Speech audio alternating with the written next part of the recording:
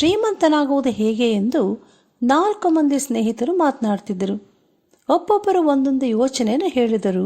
ಅದರಲ್ಲಿ ಒಬ್ಬರು ಹೇಳಿದ ಯೋಚನೆ ಉತ್ತಮವಾಗಿತ್ತು.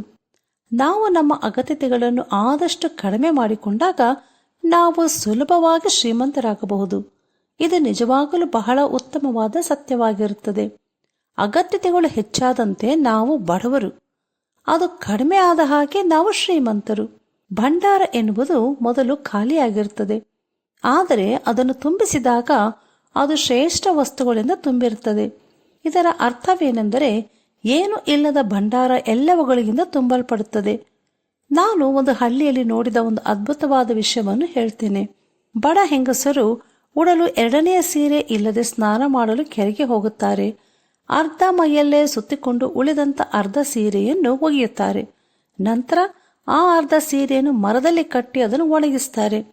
ನಂತರ ಅದನ್ನು ಉಟ್ಟುಕೊಂಡು ಮೈ ಮೇಲೆ ಇರುವಂತ ಇನ್ನೊಂದು ಅರ್ಧ ಭಾಗವನ್ನು ಒಗೆಯುತ್ತಾರೆ. ಹೀಗೆ ಅವರು ಸಂತೋಷವಾಗಿ ಸಾಮಾನ್ಯವಾಗಿ ಇರುವಂತ ಒಂದೇ ಸೀರೆಯನ್ನು ಪ್ರತಿದಿನ ಒಗೆಯುತ್ತಾರೆ.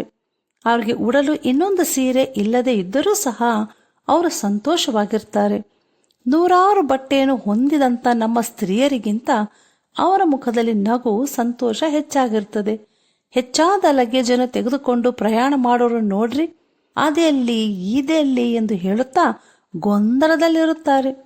ಆದರೆ ಸ್ವಲ್ಪವೇ ಲಗೇಜನ್ನು ಹೊಂದಿರುವವರು ಯಾವುದೇ ಚಿಂತೆ ಇಲ್ಲದೆ ಸಂತೋಷವಾಗಿರ್ತಾರೆ.